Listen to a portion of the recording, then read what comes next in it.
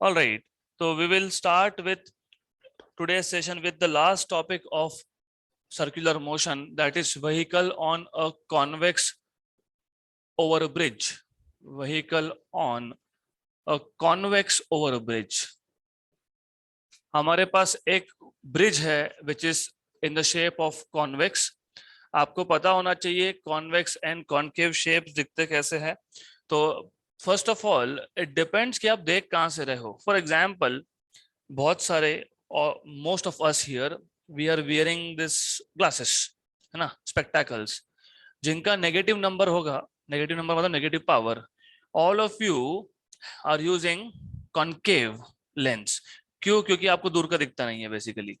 तो कॉनकेव और कॉन्वेक्स में डिफरेंस इतना ही है. सपोज मैं यहां से देख रहा हूं, if I am looking from this point and if the surface is something like this bulging outwards, इसको बोलते हो convex. Similarly if you are looking the same surface from here, it is called as concave. तो ये याद रखना, convex और concave क्या होता है. Bulge outwards is convex and inwards is concave. अब ऐसा है, हमारे पास एक कॉन्वेक्स ओवर ब्रिज है, तो you have a convex over bridge मतलब समथिंग लाइक दैट. और जब भी आप कॉनकेव या कॉन्वेक्स सरफेस की बात करोगे, तो कॉनकेव या convex surface is a part of sphere. ये स्पीयर का एक पार्ट होता है. तो स्पीयर का पार्ट है तो स्पीयर का सेंटर भी है, तो इसका भी सेंटर कहीं होगा. Let me call this centre as O, right.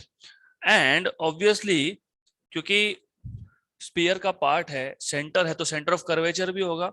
तो the centre of curvature is, let us say this is centre of curvature and radius of curvature will be are.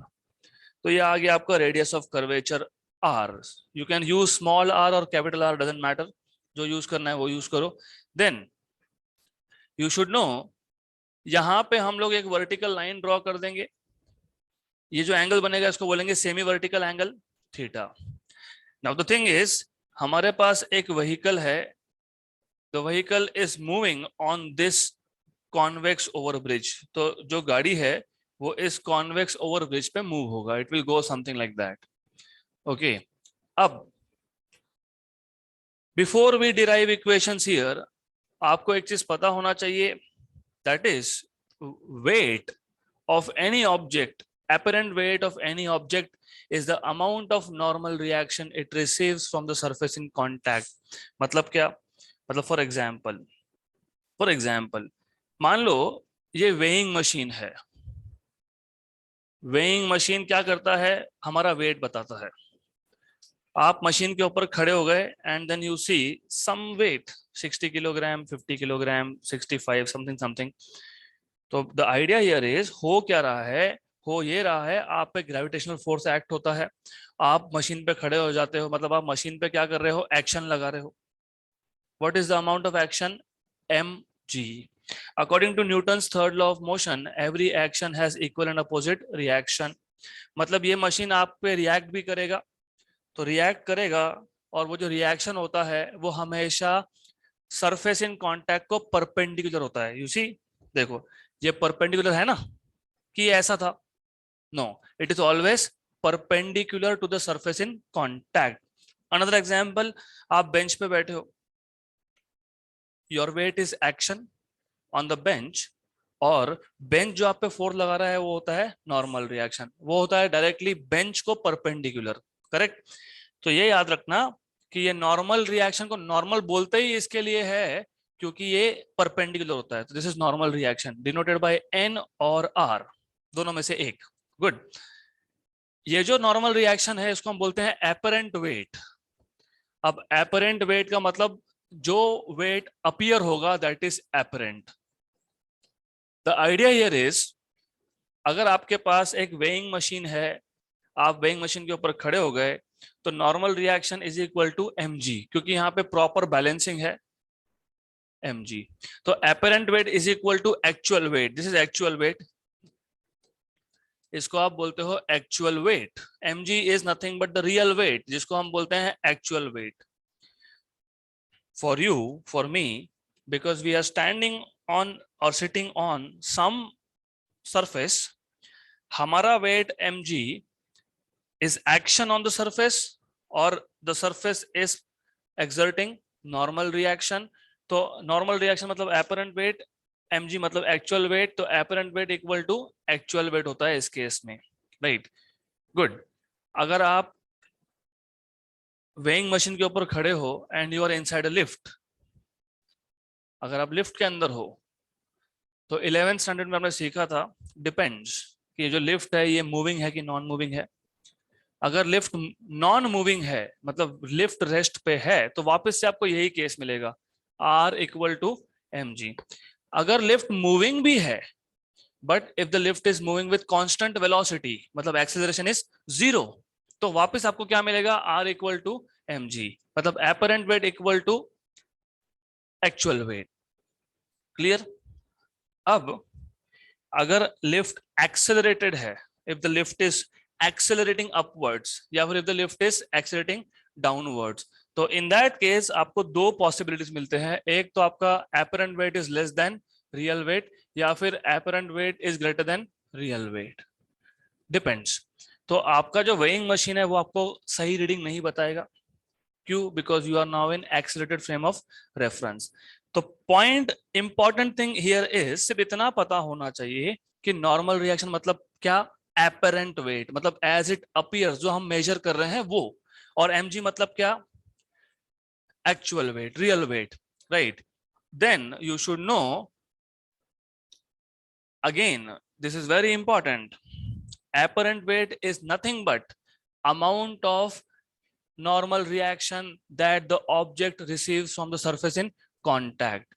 आप जिस सरफेस के कांटेक्ट में हो वो surface जितना normal reaction लगा रहा है that is nothing but apparent wait. अब इसका हमारे इस टॉपिक से क्या रिलेशन है, तो there is a strong relation here. तो सबसे पहले हमारे पास एक कार है which is moving on this convex over a bridge, तो इसका जो नॉर्मल रिएक्शन होगा, normal reaction experienced by the car is, normal reaction force क्या होगा, apparent weight।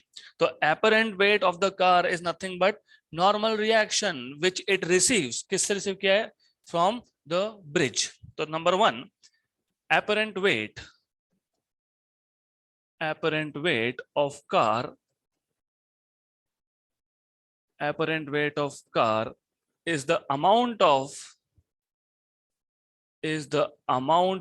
of normal reaction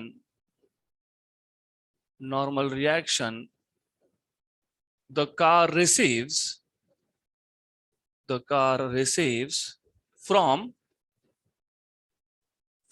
the convex over a bridge, from the convex over bridge, right। So what is the normal reaction that you receive? Apparent weight is, your apparent weight is normal reaction that you receive from the bench. My apparent weight is the normal reaction that I receive from this platform। यहाँ पे एक object रखा है table के ऊपर, apparent weight of this object is the amount of normal reaction it receives from table। वैसे ही car था bridge के ऊपर, तो apparent weight of the car is the amount of normal reaction it receives from the bridge, right। अब consider, let us consider a car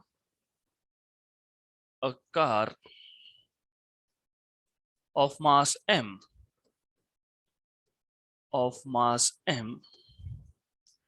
moving on a convex over bridge,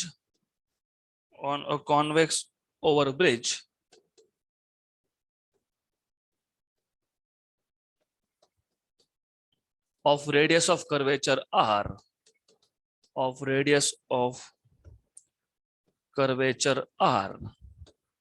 तो हमारे पास एक car है जिसका मास m है, it is moving on this convex over bridge with radius of curvature r।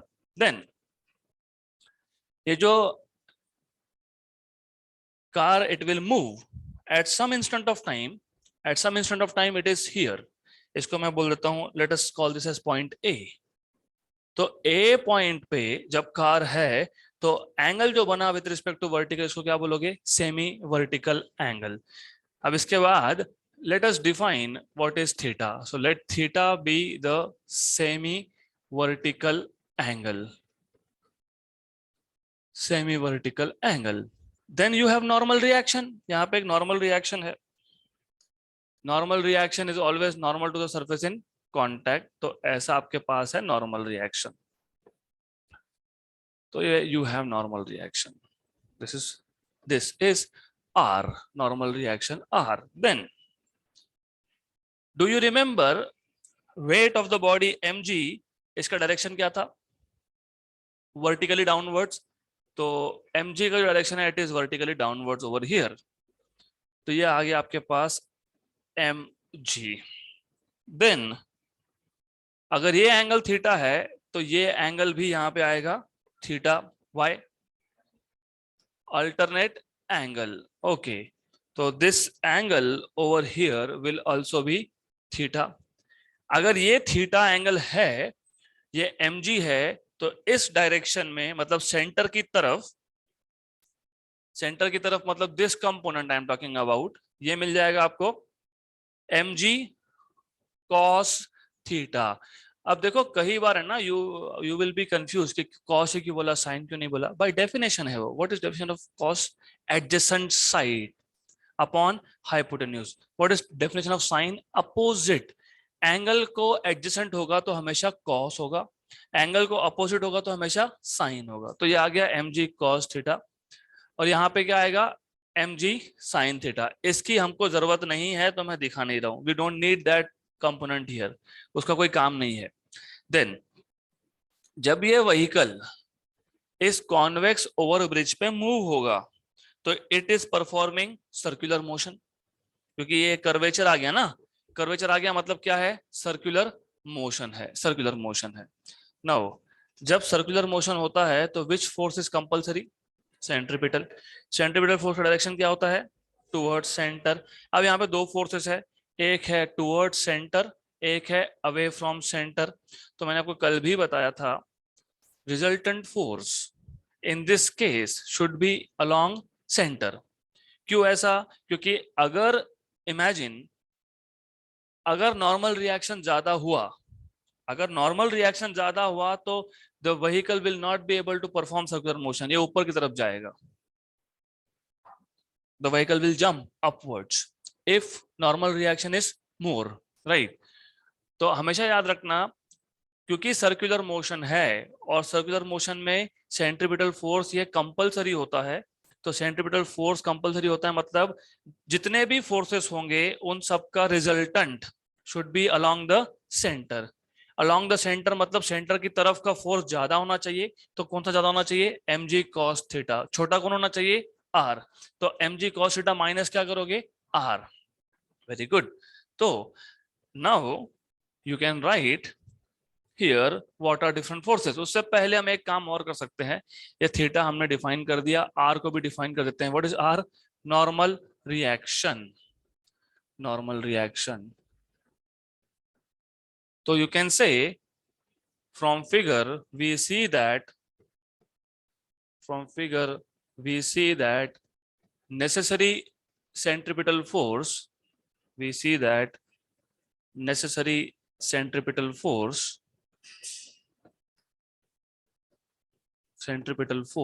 is provided by resultant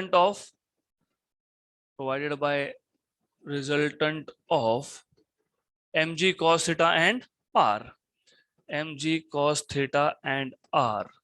Therefore, you can write down mg cos theta minus r equal to mv square by r, right?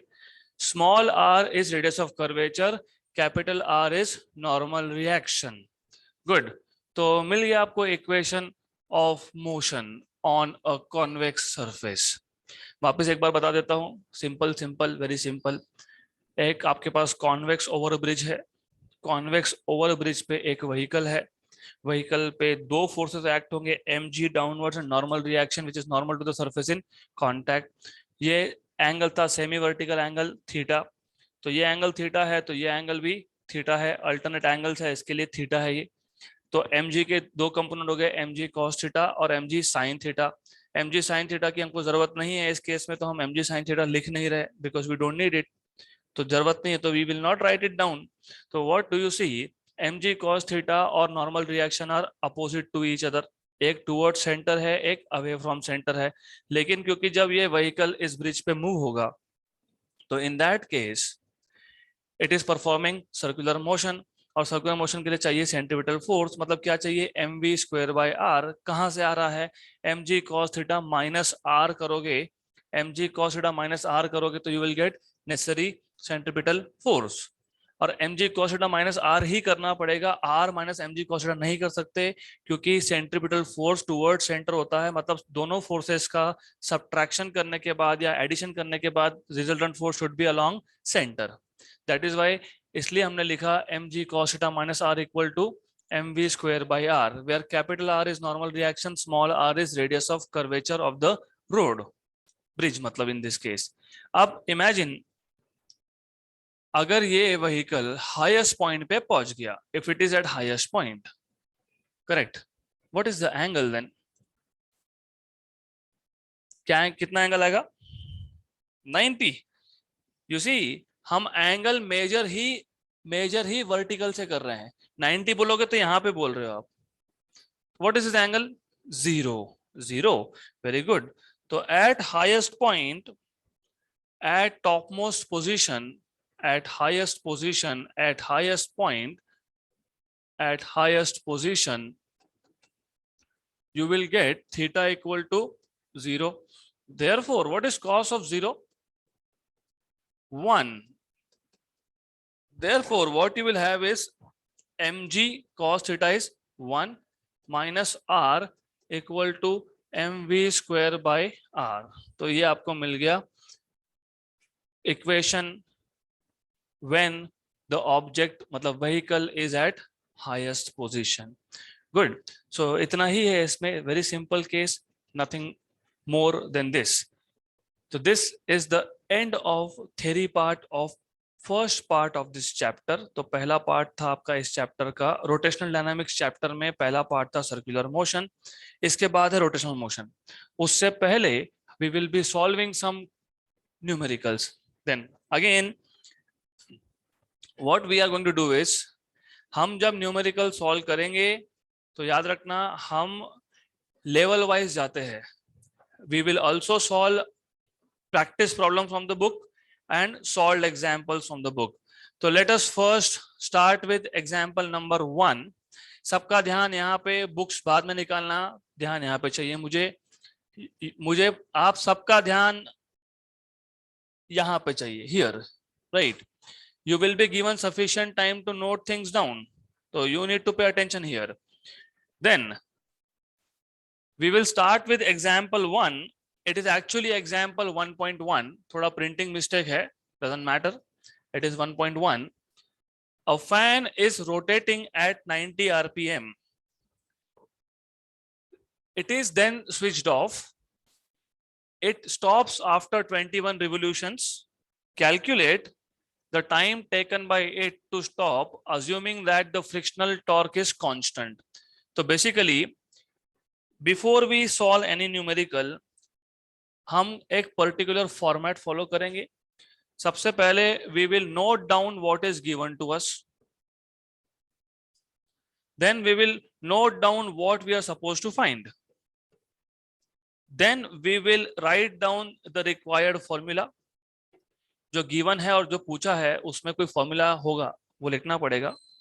Then we will write down solution, और अगर required है, if required, तो सबसे पहले हम draw करेंगे diagram. If required depends on question to question. तो याद रखना ये आपको ऐसा ही फॉलो करना है. Why? Because of course number 1 थोड़ा अच्छा दिखता है, एग्जाम में जब लिखोगे तो एग्जामिनर को तकलीफ कम होती है, बिकॉज एग्जामिनर ऑल्सो अंडरस्टैंड कि हाँ इसको पता है, गिवन भी लिखा है, क्या फाइंड करना है, फॉर्मूला करेक्ट है, तो you will get good marks here. First thing. Number two is कि this is a scientific approach. मुझे क्या पता है, मुझे क्या पूछा है, your brain automatically starts thinking, it starts finding out formula. जो भी आपने सीखा है ना, इट ट्राइज टू कनेक्ट, हाँ ये पता है, ये पूछा है, तो we will follow this for each numerical. अब Let us first write down what is given to us. And one more thing, आप जब given quantity लिखते हो तो उसी के उसी वक्त वहीं पे इसको SI यूनिट में कन्वर्ट करना, अगर SI यूनिट में नहीं दिया होगा तो, right. A fan is rotating at 90 RPM, तो सबसे पहले दिया क्या है वो पता होना चाहिए। आरपीएम मतलब रिवोल्यूशंस पर मिनट, मतलब एक मिनट में फैन कितने रिवोल्यूशंस परफॉर्म कर रहा है, 90। तो याद रखना रिवोल्यूशंस पर मिनट, रिवोल्यूशन मतलब नंबर, पर मिनट मतलब वन अपॉन टाइम है ये, वन अपॉन टाइम मतलब फ्रीक्वेंसी होता है। हाँ, तो क्या दिया है आपको, फ्रीक्वेंसी दिया है। कौन सा फ्रीक्वेंसी दिया है, लीनियर फ्रीक्वेंसी। और ये कौन सा फ्रीक्वेंसी है, ये इनिशियल फ्रीक्वेंसी है। कितना है ये, 90 आरपीएम को मैं ऐसा भी लिख सकता हूँ, रिवोल्यूशंस पर मिनट, राइट। अब मिनट ये ऐसा यूनिट है क्या, नहीं। व्हाट इज ऐसा यूनिट, सेकेंड। अब मुझे ये बताओ एक मिनट में कितने सेकेंड्स, 60, तो मैं क्या लिखूंगा यहाँ पे 60, 1 मिनट इज 60 सेकेंड्स। तो ये आ गया 3 जा, ये आ गया 2 जा। तो ये आपको मिल गया initial frequency which is 3/2 RPS, मतलब रिवोल्यूशंस पर सेकेंड। तो ये आ गया आपका आरपीएस में। देन क्योंकि हम एंगुलर मोशन की बात कर रहे हैं तो आपको याद होगा कि एंगुलर मोशन में हमको एंगुलर स्पीड की जरूरत पड़ेगी। और एंगुलर स्पीड अगर आपको याद है तो it is 2 pi times of frequency, ये आपने 11 में सीखा है। Omega is 2 pi N, right. तो अब you have 2 pi N, initial कितना आया 3/2, कैंसल एंड कैंसल, तो 3 पाई आ गया। और क्योंकि ओमेगा है तो ये होता है रेडियन पर सेकेंड। गुड, तो दिस इज ओमेगा इनिशियल। आगे क्या बोला है, it is then switched off, आप फैन को बंद कर रहे हो, इट स्टॉप्स, स्टॉप्स मतलब final velocity becomes 0, right. Then it stops after 21 revolution, मतलब आपने फैन का बटन बंद किया, उसको कंप्लीटली स्टॉप होने तक कितने चक्कर कंप्लीट कर लिए उसने, 21, sorry. Then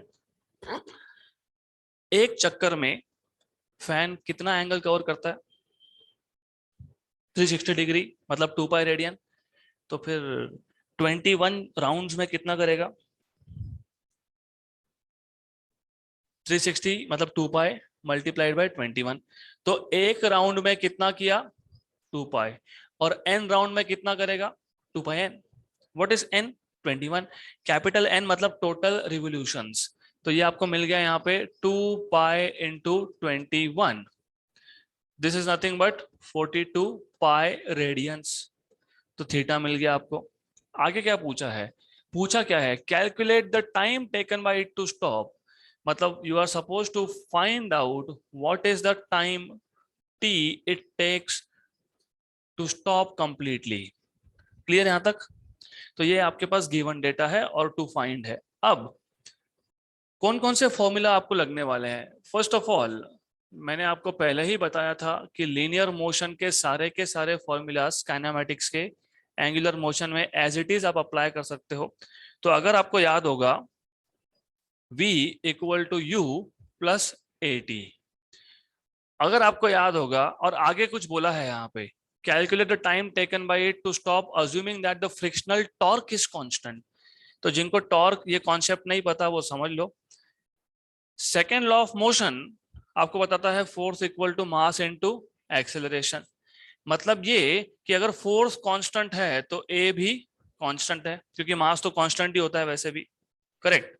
then angular motion की जब बात करते हो तो एंगुलर मोशन में फोर्स की जगह पे लिखते हो torque. Force is a physical quantity that is responsible to generate linear motion.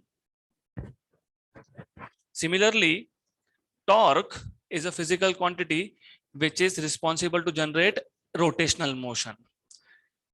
A की जगह पे क्या लिखोगे, alpha, linear acceleration and angular acceleration. Mass की जगह पे आप लिखोगे आई, मास को आप बोलते हो इनर्शिया इन लीनियर मोशन, आई को आप बोलते हो रोटेशनल इनर्शिया इन एंगुलर मोशन, राइट। ये हम अभी रोटेशनल मोशन जो इस चैप्टर का दूसरा पार्ट है इन डिटेल देखने वाले हैं कि आई क्या होता है, in detail we will see that, okay. Then अब जब आपको बोला है कि टॉर्क कांस्टेंट है, टॉर्क कांस्टेंट है तो अल्फा भी क्या हो गया, कांस्टेंट हो गया। Very good. अब ये जो इक्वेशन है v equal to u plus a t, इसको मैं लिख सकता हूं omega final equal to omega initial plus alpha T.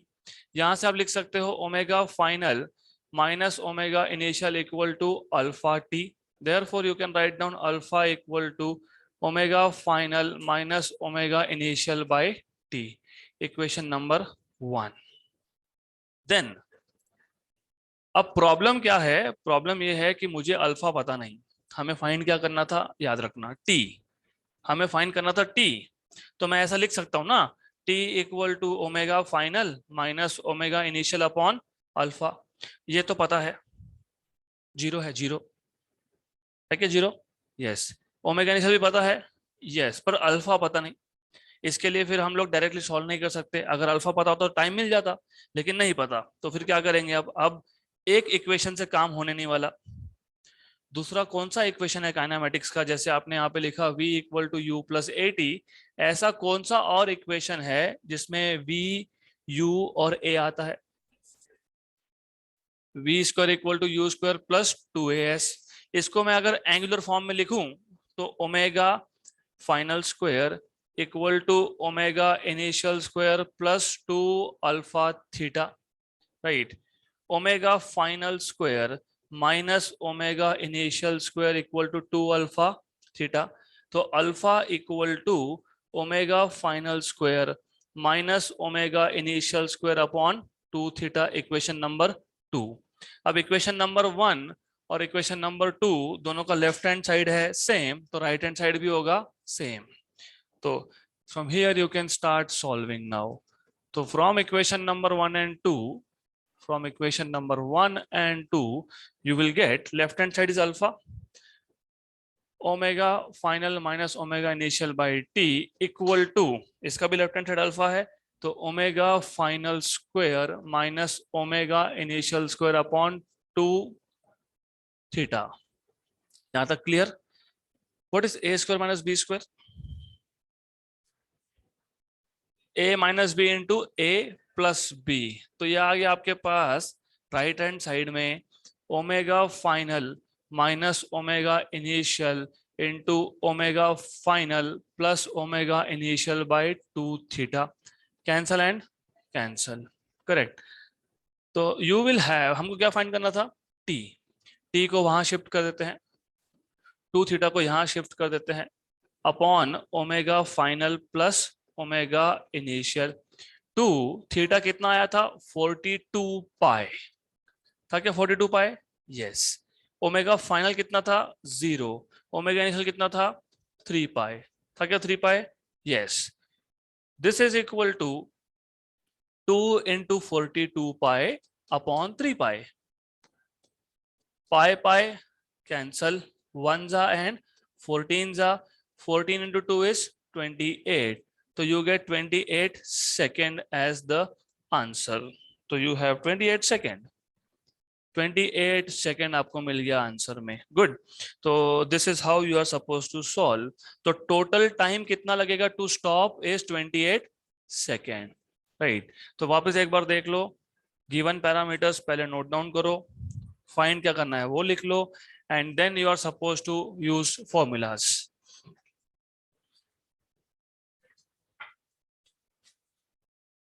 Next question. So let us move to next question now. You have in this case a motorcyclist which is to be treated as a point mass. It is supposed to undertake horizontal circles inside cylindrical wall of a well of inner radius 4 meter. तो ये जो question है it is related to well of death. तो if you remember हमने मौत का कुआं wall of death या वेल ऑफ डेथ देखा था। यू हैव अ मोटरसाइकिलिस्ट जिसको आप ट्रीट करोगे as a point mass, it is suppose to undertake horizontal circles inside well of death of radius 4 meter. Coefficient of static friction between the tires and the wall is 0.4. Calculate the minimum speed and frequency necessary to perform this stunt. Use the value of g as 10 meter per second square. So first of all let us put down, write down what are the given quantities. तो सबसे पहले आपको given quantities में क्या क्या दिया है, एक रेडियस, और जिनको याद नहीं उनको याद दिलाने के लिए वॉल ऑफ डेथ या फिर well of death is a cylindrical wall, vertical cylindrical wall, और यहाँ पे there is a vehicle which is performing horizontal circular motion, something like that. अब इस केस में क्या है, there are forces acting on this, एक था mg which is downwards, तो you have mg which is downwards, right? Then what you have is, अगर आपको याद होगा तो force of friction कहाँ था, ऊपर की तरफ, force of static friction was upwards, fs, normal reaction was normal to the surface in contact, और कहां था ये, towards the centre, and normal reaction n was providing necessary centripetal force, fs was balancing mg। तो हमने जो equation लिखे थे fs equal to mg, n equal to mv square by r, फिर हमने बोला था force of static friction is always less than equal to mu times of normal reaction, right? fs is mg less than equal to mu sn, n is mv square by r, m cancel, rg by mu s is less than equal to v square, square root लेने के बाद आपको मिल गया था minimum speed का formula, v minimum equal to under root of R G by mu S. हमें ये वापस से डिराइव करना नहीं है, it is just for you to remember. और अगर इन एनी केस अगर आप भूल जाते हो, इमेजिन कि आपको फॉर्मूला याद नहीं आ रहा है, right, you don't remember this formula, तो कोई प्रॉब्लम नहीं है, हम डायमेंशनली चेक कर सकते हैं। आर मतलब रेडियस मतलब मीटर, जी मतलब मीटर पर सेकेंड स्क्वायर, और नीचे म्यू एस है, mu S is just a number, उसका डायमेंशन नहीं होता है, तो what you have is under root of metre square पर सेकेंड स्क्वायर, मतलब क्या मिलेगा, मीटर पर सेकेंड, मीटर पर सेकेंड मतलब स्पीड, मतलब फॉर्मूला इज करेक्ट, तो ये करेक्ट फॉर्मूला है। अब गिवन क्वांटिटीज में आपको क्या क्या दिया है, आपको बोला है रेडियस ऑफ कर्वेचर, मतलब आर की वैल्यू दी है आपको 4 मीटर, और क्या बोला है आपको, कोएफिशिएंट ऑफ स्टैटिक फ्रिक्शन वो कितना दिया है आपको 0.4, और क्या बताया है आपको, जी की वैल्यू कितनी लेनी है 10 मीटर पर सेकेंड स्क्वायर। फाइंड क्या करना है आपको, दो चीजें, एक you are suppose to find out what is the minimum speed and frequency, तो v मिनिमम फाइंड करना है आपको, number 1 you are suppose to find out what is v minimum, number 2 you are suppose to find out frequency n।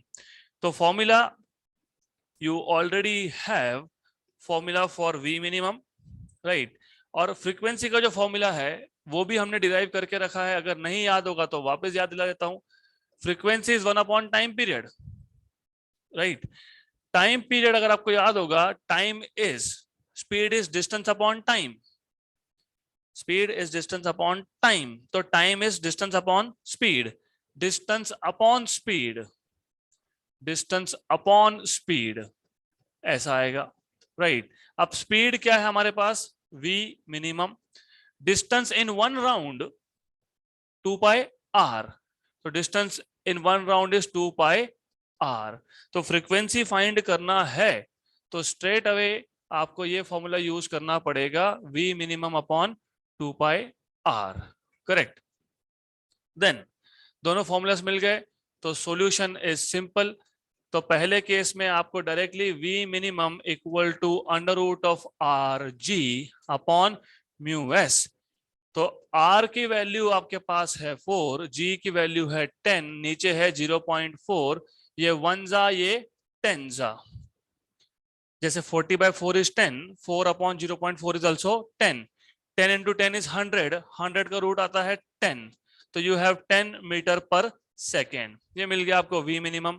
अब आपको चाहिए frequency, frequency find करना है, n find करना है, तो अभी अभी फॉर्मूला डिराइव किया आपने, v minimum upon 2 pi r, v minimum की वैल्यू है 10, 2 पाई r की वैल्यू है 4 metre, now you should know 10 by 8 is 5 by 4. 10 और 4 into 2 is 8. तो ये आ गया 5 by 4, right? 1 जा and 5 जा मतलब 1 upon pi. तो याद रखो पाई की वैल्यू कितनी होती है 3.14. तो 1 अपॉन पाई की वैल्यू अगर याद रखना है सिर्फ डेसिमल को शिफ्ट कर देना 0.314. Actual real value is 0.318. सिर्फ याद रखने के लिए जस्ट टू रिमेंबर पाई की वैल्यू 3.14 तो 1 अपॉन पाई की वैल्यू 0.314. तो 0.314 या 0.318 ज्यादा डिफरेंस फर्क पड़ेगा नहीं. तो 1 अपॉन पाई 0.318.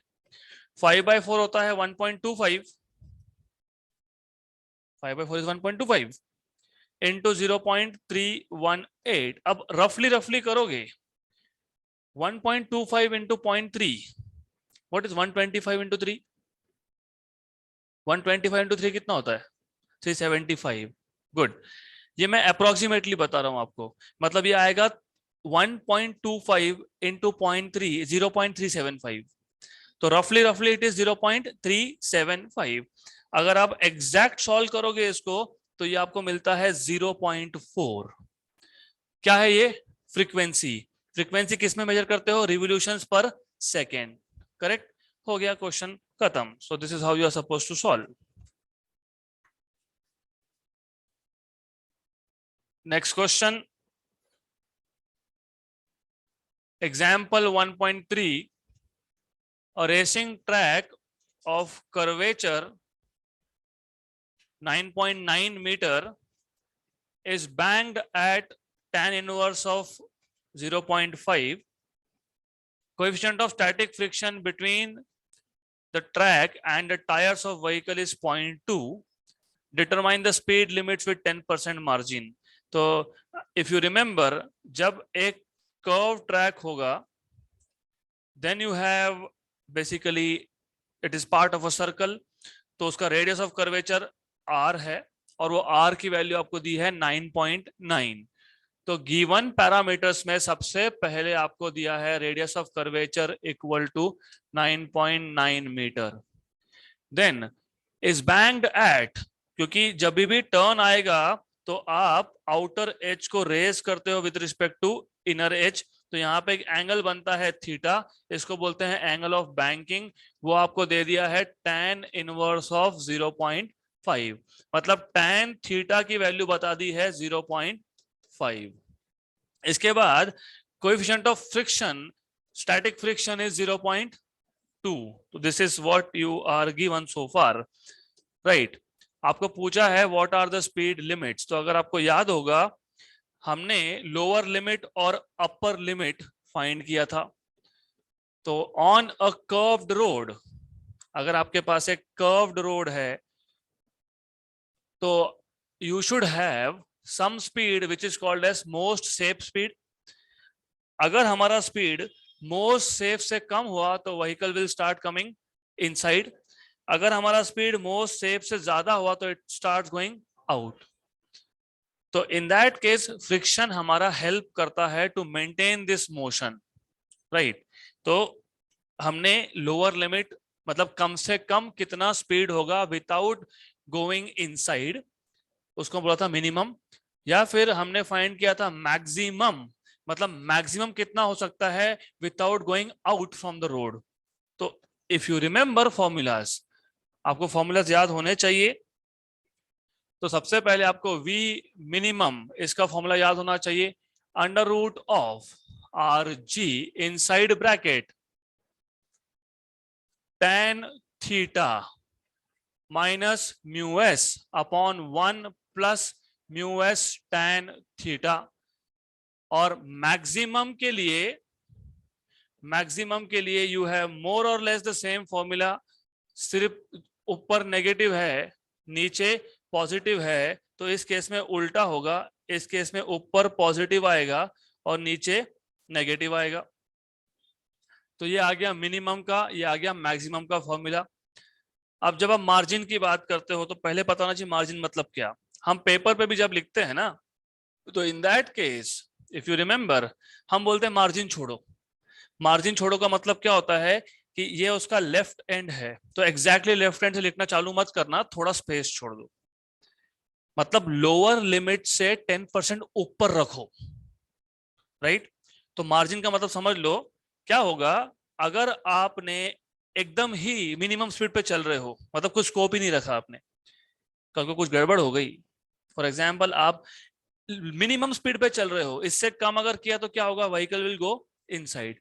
आप टर्न मार रहे थे मिनिमम स्पीड पे और सामने गाड़ी आ गया, तो ब्रेक तो मारना पड़ेगा ना, फिर क्या होगा, कहां जाओगे आप, अंदर की तरफ। तो मार्जिन रखना पड़ता है, मतलब you should not basically move at the minimum speed.